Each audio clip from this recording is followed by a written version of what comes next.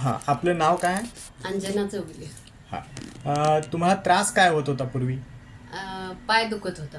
हां. पाय दुखत होता आणि त्याच्यानंतर बाकीचं इतर अजून काय कंबर वगैरे असं काय दुखत होती का? कंबर काय पहिली थोडी दुखत होती, हां. तर पायाचा त्रास जास्त होता. बरं. त्यावेळेला काय काय त्रास व्हायचा पायाचा त्रास म्हणजे? पायाचा म्हणजे तिथनं ह्या खुब्यापासून खाली टाचापर्यंत कळा येत होते. हां. थोडे दिवस झाल्यामुळे ते दुखायला लागलं. नुसतं चालताना पाय टाकायला येईना, काय करायला येईना, खुशी बदला येईना, एवढं दुखत होतं. बरं. आणि किती दिवसापासून हा त्रास होत होता?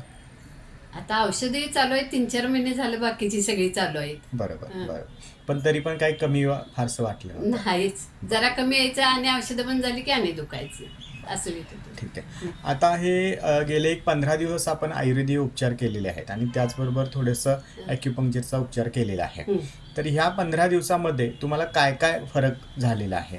मला फरक म्हणजे 70% फरक पडलाय. हां. कुशी बदलताना दुखत नाही. हां. परत जरा असं घरातल्या घरात फिरलं तर काय दुखत नाही. बरं. बरंचसं कमी आले आता. ठीक आहे. म्हणजे आता आणि पायामध्ये गोळा वगैरे? नाही बंद झाले, काय नाही. पायाबियात गोळा नाही, मुंग्या नाहीत, काही नाही आता. हां, मुंग्या सुद्धा आता यायच्या नाही, बंद नाही, झालेल्या काही आहेत. नाही. ठीक आहे, चालेल. आता तुम्ही यांच्या सुनबाई आहात, यांना पूर्वीपासून जो काही त्रास होत होता त्याच्यामध्ये आता काय काय तुम्हाला कसं वाटतंय आता ह्याच्यामध्ये? त्यांचा खुब्यापासून जो खालीपर्यंत पाय दुखत होता हां. तो म्हणजे पूर्णपणे कमी आलाय. हां. पायातल्या मुंग्या कमी झाल्यात, पायात गोळा येत होता कमी झालाय, पाय आखडल्यासारखा वाटत होता तो कमी झालाय. हां. त्या बराचसा फरक पडलेला आहे. बराचसा म्हणजे कमीच आहे, कमी पूर्णच कमी आहे. कमी झालेलं आहे. ठीक आहे, ठीक आहे, चालेल. थँक्यू, धन्यवाद.